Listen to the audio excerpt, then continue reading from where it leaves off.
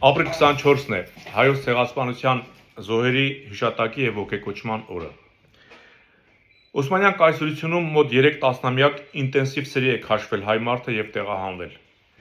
Այսօրը իմ եւ իմ գաղափարական ընկերների համար զուտ ցեղասպանության ճանաչման օր չէ։ Մեր համար նաեւ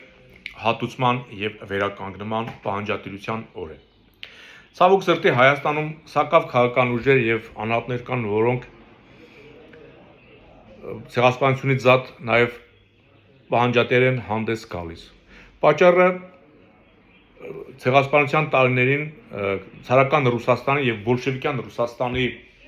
Թուրքիային բերած աջակցությունն է։ Մենք լավ գիտենք, որ նամանավանդ բոլշևիկները զենք եւ ոսկի հատկացրեցին Քեմալին, որպեսզի կապիտուլյացիայի ենթարկված Օսմանյան կայսրությունը վերականգնվի եւ անգամ հույների եւ հայերի հառաշխաղացումը կասեցրին, որպեսզի Քեմալին հաջողվի իսկապես վերականգնել կործանված Թուրքիան։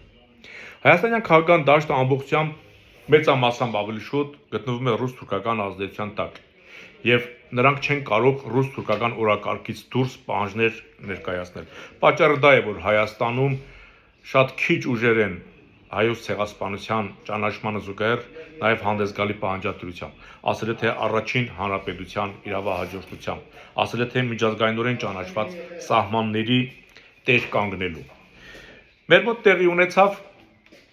ամսի 23-ին համեցեք Աբրահամ ջան, ապրիլ 23-ին տեղի ունեցավ ջահերով երթ։ Ակամայից նայում ենք եւ հրճվում, որքան հազարավոր երիտասարդներ կան, որոնք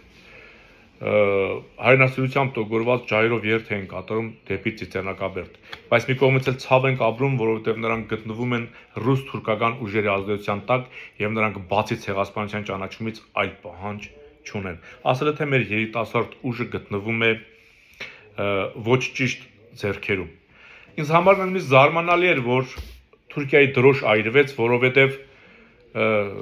եթե դուք խորհրդային Հայաստանի սահմանների կողմնակից եք, ապա Թուրքիայի դրոշը այրելը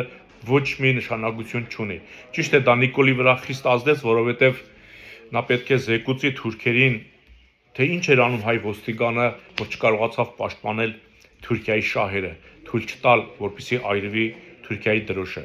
Բայց եւ իմ մոտ հարց առաջացավ. լավ, եթե դուք խորհրդային Հայաստանի իրավահաջորդության ջատագով եք, Թուրքիայի դրոշը ըստ ձեր պատկերացումների ինչ մեղք ունի։